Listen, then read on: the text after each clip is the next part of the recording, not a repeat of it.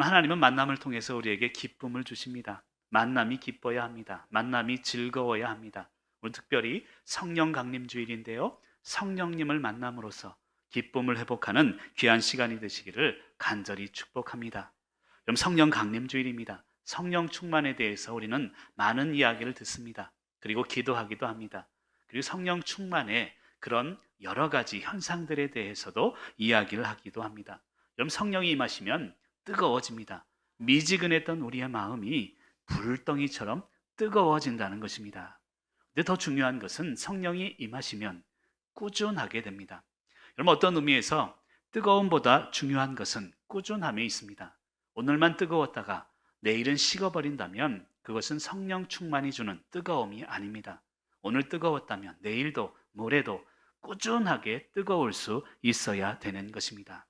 그럼 성령 충만하면 증거가 나타나는데요. 성령 충만의 증거는 소통이다라고 할 수 있습니다. 그럼 사도행전 2장 8절에 보면 우리 각 사람이 난 곳 방언으로 듣게 되는 것이 어찌 됨이냐라는 표현을 합니다. 오순절 마가의 다락방에 성령님이 임하셨습니다. 각 나라의 말로 이야기를 하는데요. 희한한 것은 다 통하게 되는 것입니다. 성령 충만의 증거는 소통, 즉 말이 통한다는 데 있습니다. 제가 예전에 그런 글을 쓴 적이 있습니다. 소통 아니면 고통입니다. 그럼 소통되지 않으면 고통뿐입니다. 부부가 여러분 소통되지 않으면요, 집에 들어가는 것이 그렇게 힘듭니다. 사랑하는 성도 여러분, 오늘 성령 강림 주일을 맞이해서 성령 충만의 증거 간단합니다. 말이 통하고 소통하는 그런 축복을 누리시기를 간절히 축원합니다. 그럼 소통되면요, 미래의 꿈을 꾸게 됩니다. 요즘 제가 집중적으로 기도하는 것은 성전 건축, 미래에 대한 꿈입니다. 이 성전 건축하기 전에 우리가 먼저 해야 되는 것은 소통입니다. 말씀을 통해 소통하고 기도를 통해서 소통해야 그 기도의 말씀의 기초 위에 하나님은 미래의 꿈, 성전 건축을 이루신다는 것입니다. 소통하면 미래의 꿈이요.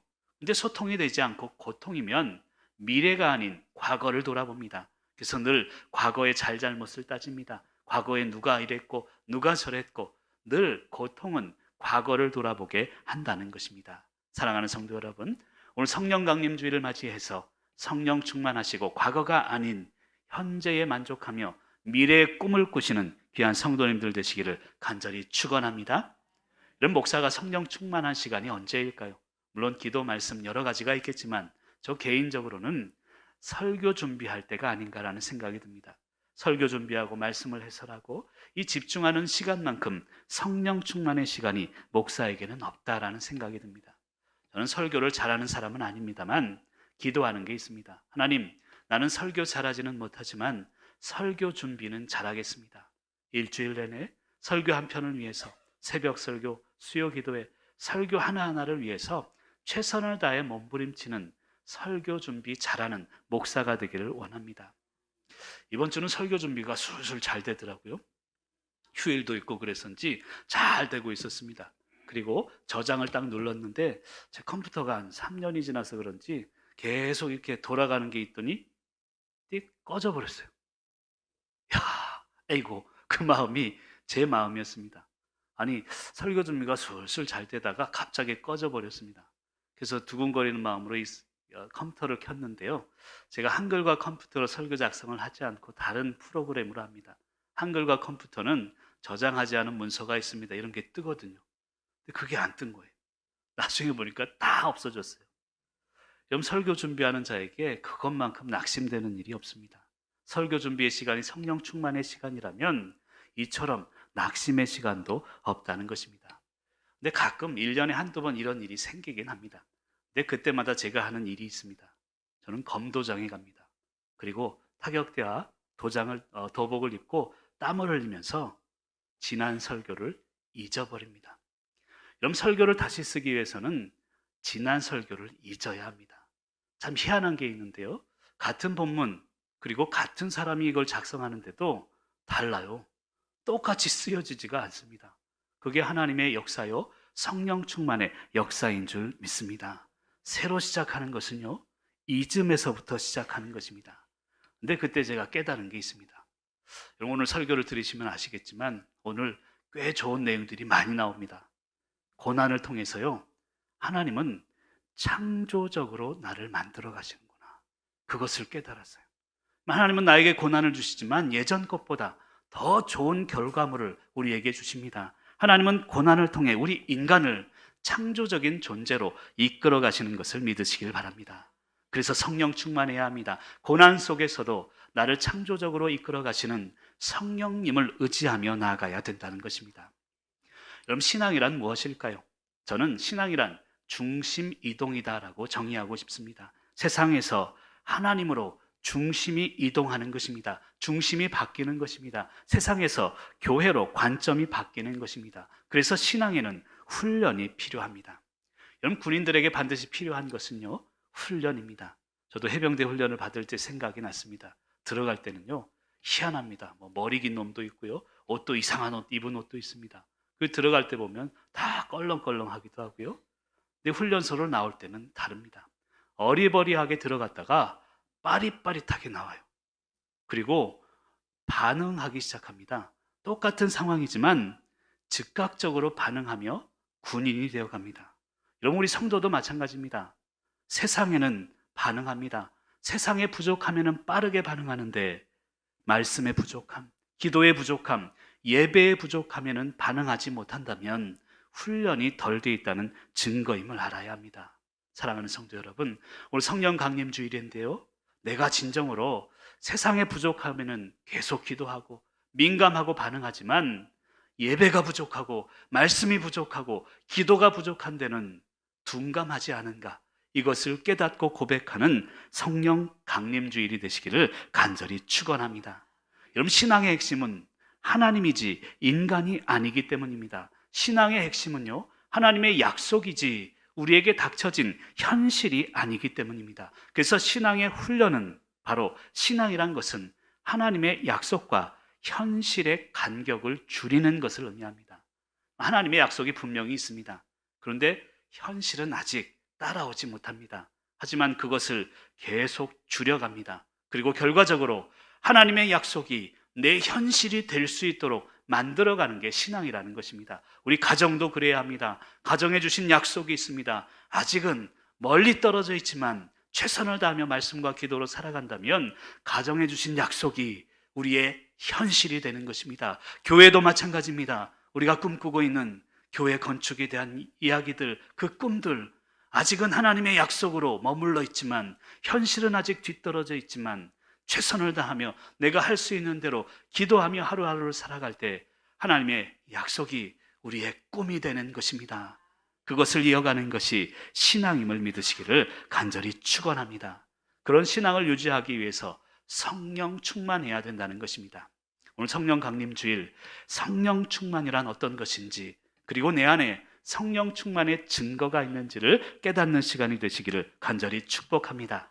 첫 번째로, 성령 충만하다면요, 성령 충만의 증거는 길이 참음으로 나타납니다. 첫 번째로 하면 읽어주시면 좋겠습니다. 첫 번째로,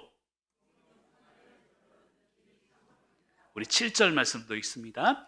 그러므로 형제들아, 주께서 강림하시기까지 길이 참으라. 보라, 농부가 땅에서 나는 귀한 열매를 바라고 길이 참아 이른 비와 늦은 비를 기다리나니. 아멘. 여러분, 성령 충만의 증거는요, 길이 참음에 있습니다. 내가 성령 충만하다고 뜨겁기만 해서는 안 됩니다.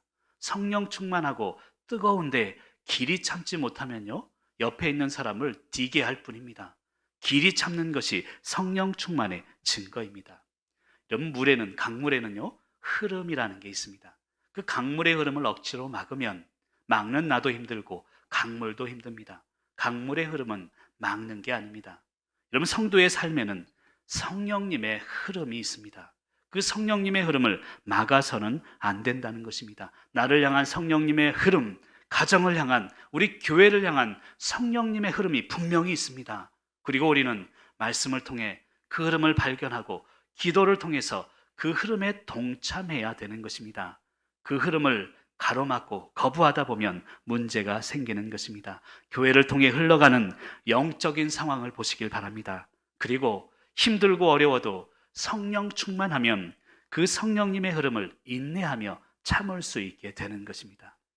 저는 기도하면서 일련의 현상들, 상황들을 쭉 봅니다. 나에게 일어난 상황들, 가정에 일어난 상황들, 교회와 구역에 일어난 상황들을 영적인 눈으로 보다 보면요, 제 뜻과는 달라요.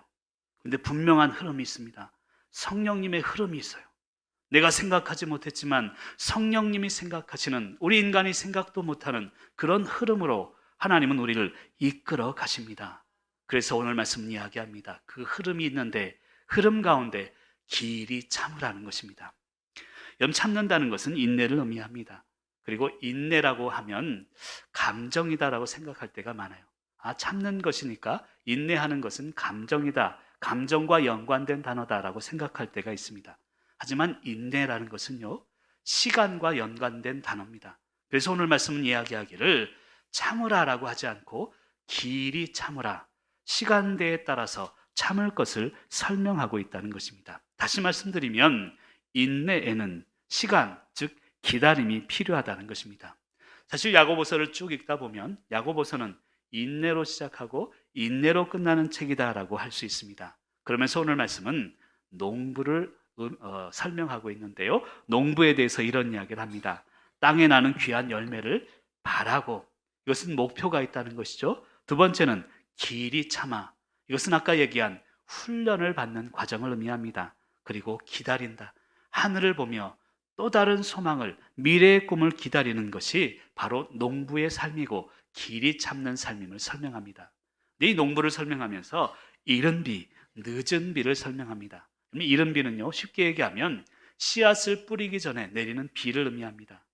미리 비가 내리니까 땅이 촉촉하죠. 그리고 씨앗을 뿌립니다. 그리고 열매를 맺기 전에 또 비가 내립니다. 이게 늦은 비입니다. 다시 말씀드리면 때마다 주시는 하나님의 은혜가 있다는 것입니다. 나는 힘들고 어렵게 길이 참고 나만 인내하는 듯 보이지만 하나님은 이른 비로 은혜를 주시고 늦은 비로 은혜를 주시며 늘 때에 맞는 은혜를 주신다는 것입니다. 그리고 나를 지금의 삶의 자리로 부르신다는 것입니다. 여러분, 부르심에는요, 좌절의 과정이 존재하는 것을 알아야 합니다. 하나님이 불렀어요. 그런데 하나님이 불렀으면 승승장구하고 능력을 주시고 길이 열려야 하는데, 하나님의 부르심에는 반드시 좌절의 과정이 존재하는 것을 알아야 합니다. 그럼 좌절을 통해서 하나님이 주시는 유익이 있습니다. 우리 화면을 보면서 같이 한번 읽어볼게요. 같이 읽습니다. 시작.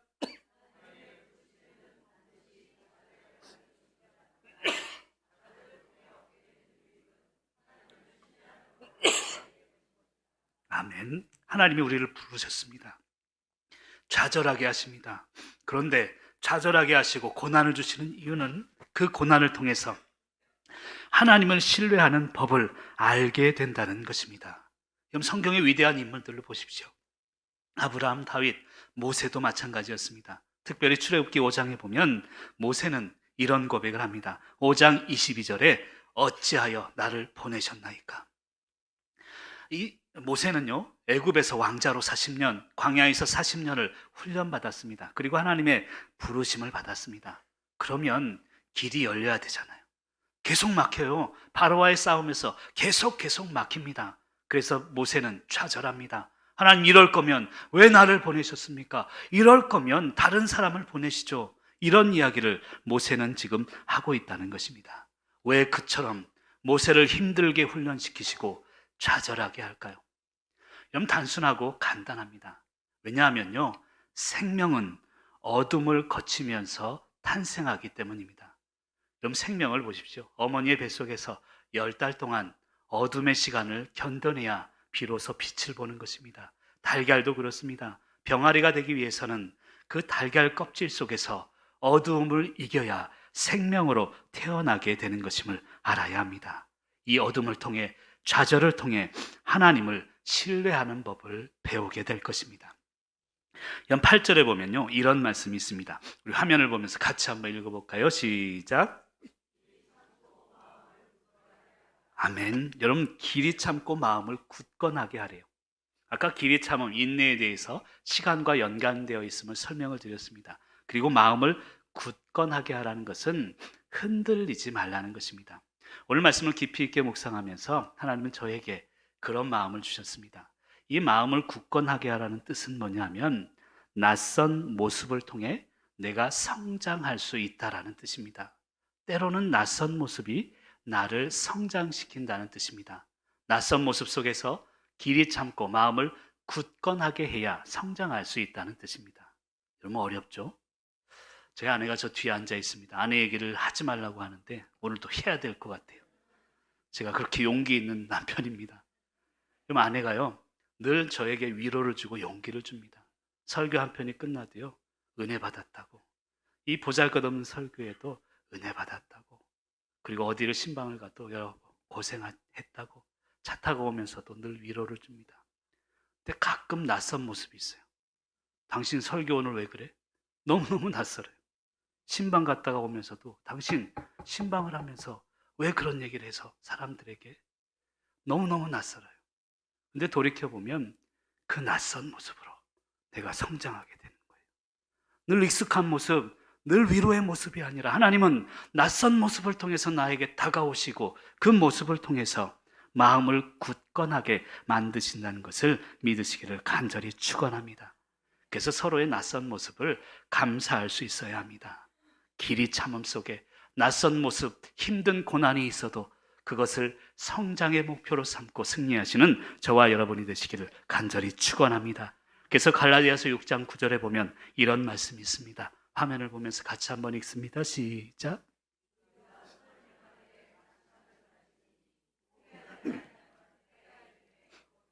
아멘. 길이 참으면서 낙심하지 말라는 것입니다. 때가 있는데 그때 이룰 때까지 낙심하지 말고 날마다 길이 참는 것, 이것이 성령 충만임을 믿으시길 간절히 축원합니다. 두 번째로 성령 충만의 증거는요 원망하지 않음에 있다고 설명합니다. 자, 두 번째로 하면 큰 목소리로 읽어주십시오. 두 번째로 9절 말씀 읽습니다. 형제들아 서로 원망하지 말라. 그리하여야 심판을 면하리라. 보라 심판주가 문 밖에 서 계시니라. 아멘. 여러분 두 번째 성령 충만의 증거는요 내 안에 원망하지 않음에 있습니다. 그래서 9절 말씀은 서로 원망하지 말 것을 설명하고 있습니다. 여러분 인간은요 어떤 존재인가 하면 잘 들어보세요. 인간은 욕하면서 닮아가는 존재예요. 내가 상대방을 욕하죠? 근데 그 욕한 대로 내가 닮아가요. 내가 상대방을 비난하면 결국 비난한 대로 나도 닮아가게 되어 있습니다. 그럼 화면을 보면서 한번 같이 읽어볼까요? 시작.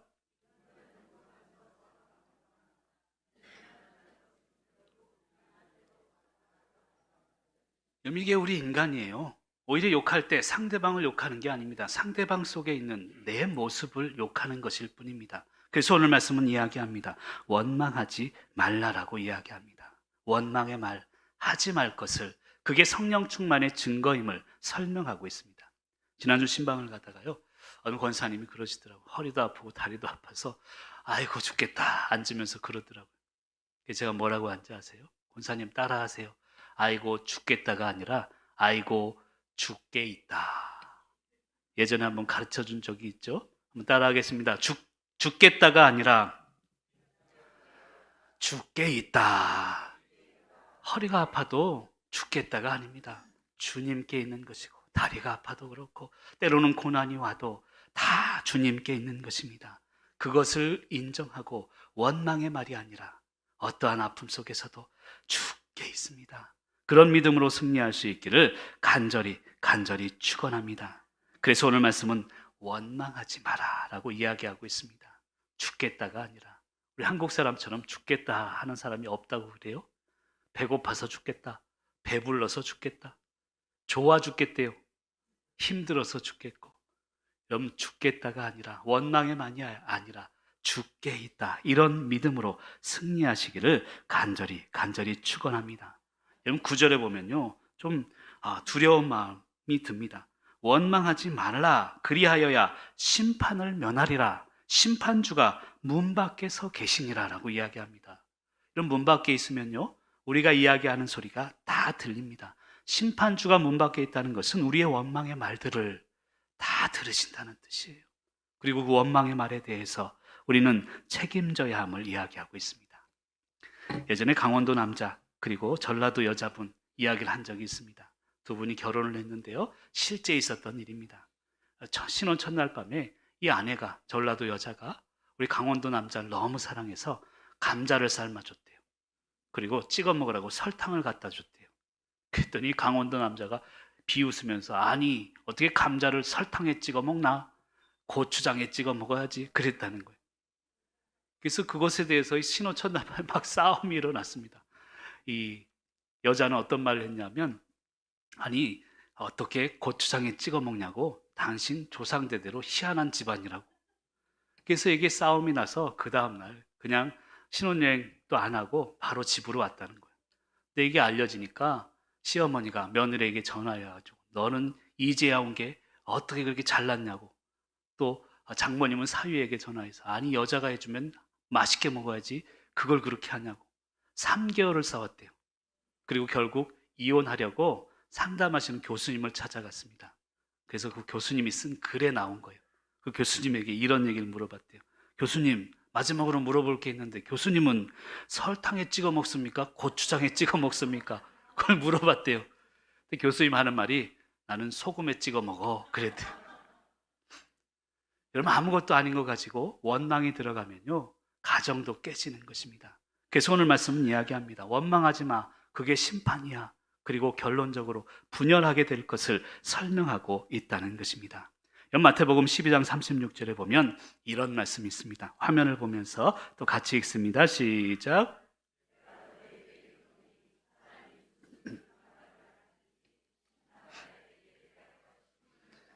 여러분, 무슨 무익한 말이라는 뜻은요, 상대방에게 상처를 주는 말을 의미합니다.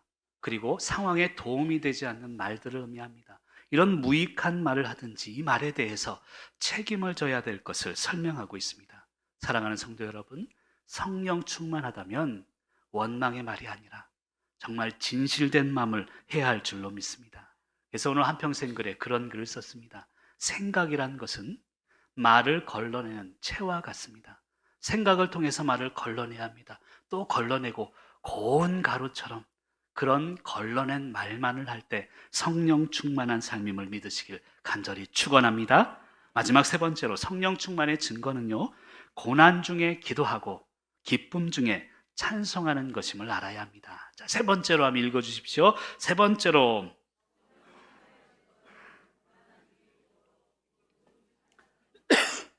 13절 말씀 같이 읽습니다. 시작.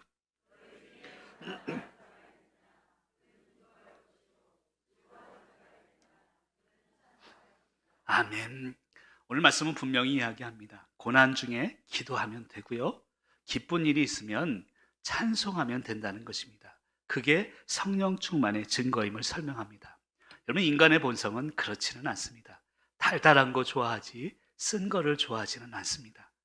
쓰면 뱉고 달면 삼키는 것이 우리 인간의 삶임을 우리는 인정해야 합니다. 그런데 기도를 통해서 생기는 능력이 있습니다. 기도를 통해서 쓴 것을 소화할 수 있고 쓴 것마저도 삼킬 수 있는 그런 능력이 생긴다는 것입니다.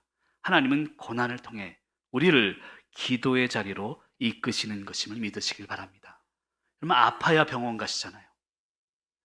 고난이 있어야 기도의 자리로 우리 인간은 인도함을 받기 때문입니다. 그래서 오늘 말씀은 이야기합니다. 고난 중에 기도하게 될 것이고 찬송, 그 즐거움 중에서 찬송하게 될 것이다. 여러분, 고난 중에 기도라는 것은요, 간절함의 회복을 의미합니다. 여러분, 남편, 아내, 그리고 자녀, 가정, 교회를 향해서 고난 중에 기도하라는 것은 간절함을 회복하라는 거예요.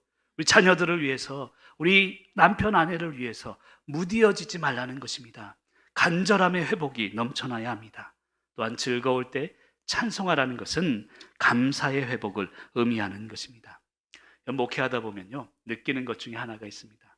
질병이 오고 또 고난이 오면요, 갈 때까지 다 가서 목사를 찾아와요. 병원도 가보고 이것저것 다 해봐서 안 되니까 목사를 찾아옵니다. 여러분, 오해하지 마십시오. 병원 가셔야 돼요. 아프면 가셔야 합니다. 그런데 오늘 말씀 이야기하는 것은 기도 먼저 하라는 거예요. 우선주의로 기도 먼저 해야 질병도 낫고 우리의 삶도 하나님이 회복시킨다는 것을 오늘 말씀은 이야기하고 있다는 것입니다. 예전에 한번 설명드린 적이 있는 것 같습니다. 어느 집사님이 오래전 이야기인데 우리 교회 성도님은 절대 아닙니다. 누군지 찾으려고 하지 마시길 바랍니다. 저에게 전화가 왔는데 예배 좀 드려달래요. 왜 그러냐, 무슨 일이 있냐 그랬더니 마음이 두렵고 불안하대요. 그래서 신방을 가고 예배를 드리기 전에 물어봤습니다. 아니 집사님 무슨 일이 있으시냐고, 왜 그렇게 두려우시냐고 그랬더니 사실은 솔직하게 고백을 하시는데 부부싸움을 하셨대요. 근데 희한하게 부부싸움을 했는데 점집을 갔다네요. 아니 부부싸움을 하고 왜 점집을 갔어요? 제가 웃으면서 물어봤더니 사는 남편하고 내가 살아야 되는지를 물어보려고 갔다는 거예요. 근데 점을 보다 보니까 남편 얘기는 안 하고 이런 얘기를 했대요. 이번 여름에 물을 조심해라. 아이들에게 우환이 있을 거야. 이런 얘기를 했다는 거예요. 처음에는 무시하고 집에 왔는데 그게 자꾸 들리더래요. 잠도 못 자고 하룻밤을 꼬박 새고 진짜 그런 일이 있으면 어떡하지? 이런 두려움에 사로잡혔다는 거예요. 그럼 점쟁이보다 목사가 세긴 센가 봅니다. 점집에 갔다가 예배 드려 달라 하는 것을 보니. 여러분 여기서 우리가 깨달아야 되는 게 있습니다. 사단은요 미래의 일을 절대 알지 못해요. 우리 교회 분들은 그런 분은 없겠지만 사단은 미래의 일을 전혀 알지 못합니다. 왜냐하면 사단은 과거지향적이에요. 과거의 아픔들을 자꾸 꺼냅니다. 하지만 성령님, 우리 하나님은 미래지향적이시기 때문입니다. 절대 현혹되지 마시기를 바랍니다. 사랑하는 성도 여러분, 오늘 제가 이 말을 하는 이유가 있습니다. 고난이 왔을 때 우리가 의지해야 되는 것은 세상도 아니고 점집도 아니고 오직 하나님이고 기도요 간절함의 회복에 있다는 것을 분명하게 우리는 깨달아야 합니다. 그리고 축복이 있을 때는 찬송하며 나아가면 되는 것입니다. 15절에 보니까요 이런 말씀이 있습니다. 병든 자가 14절에 보면 병든 자가 있느냐, 그는 교회의 장로들을 청할 것이요 장로들은 주의 이름으로 기름을 바르며 그를 위하여 기도할지니라.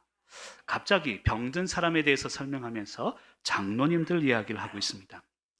예전에 제가 한번 설명한 기억이 있는 것 같습니다. 제 예전에 모교회 목사님이셨는데요, 총회장을 지내신 유명한 목사님이십니다.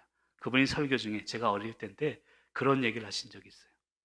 여러분 병이 걸렸거나 기도 제목이 있거나 그러면 목사 찾아오지 마십시오 그러더라고요. 깜짝 놀랐습니다. 아니 기도 제목이 있으면 목사를 찾아가야죠. 그 다음에 하시는 말씀이 장로님들 찾아가세요. 구역장님 찾아가세요. 그리고 기도 제목을 나누세요. 함께 기도하세요. 그 후에 찾아오세요. 여러분 중요한 얘기입니다. 여러분 제가 저 찾아오지 말라는 얘기 아닙니다. 기도 제목 있으면 새벽이라도 찾아오세요. 그런데 더 중요한 것은 우리가 함께 기도 제목을 나누고 함께 나눌 수 있는 그런 관계로서 교회를 세워가야 된다는 것입니다. 그게 바로 성령 충만의 증거임을 설명하고 있다는 것입니다. 사랑하는 성도 여러분, 이제 말씀을 마무리하고자 합니다. 16절 말미에 보면요, 의인의 간구는 역사하는 힘이 크다라고 설명하고 있습니다. 그럼 사실은요, 의인은 없나니 하나도 없습니다. 한 명도 없습니다. 그렇다면 여기서 이야기하는 의인은 무엇일까요? 회개하는 성도를 의미합니다. 회개하는 자의 기도는 역사하는 능력이 큰 것입니다. 우리가 왜 기도 제목이 응답되지 않습니까? 기도만 하기 때문입니다. 나를 돌아보고 회개해야 기도가 응답되는 것입니다. 회개하는 자, 그 기도가 능력이 있는 것입니다. 사랑하는 성도 여러분, 성령 감림주의를 맞이해서 나는 성령 충만한지 나를 돌아보고 나의 회개함이 늘 있는지를 돌아보는 귀한 시간이 되시기를 간절히 축원합니다. 마지막으로 하나님께서 주시는 복이 있는데요, 복의 의미가 있습니다. 첫 번째는 희생의 의미가 있습니다. 왜냐하면 복은 bless라는 단어를 씁니다. 복받다, 복을 주다라는 단어죠. 근데 이 bless의 어원은 blood에서 나옵니다. 피에서 나오는 거예요. 예수 그리스도의 피가 우리 가운데 축복으로 남는 것입니다. 나의 희생이 누군가에게는 분명한 복이 되는 것입니다. 그리고 두 번째는 무릎 꿇음의 의미가 있습니다. 이 복이라는 단어, 바라크라는 단어는 무릎을 꿇다라는 의미입니다. 결론적으로 내게 복 주시기 위해 피 흘려 주신 우리 주님께 무릎 꿇고 나아가는 것 자체, 그 자체가 복임을 깨닫는 저와 여러분이 되시길 바랍니다. 성령 충만할 때 이 축복을 깨닫고 세상의 복이 아니라 나는 없어도 하나님이 채워주시는 성령 충만의 복으로 승리하시는 귀한 성도님들 되시길 간절히 축원합니다.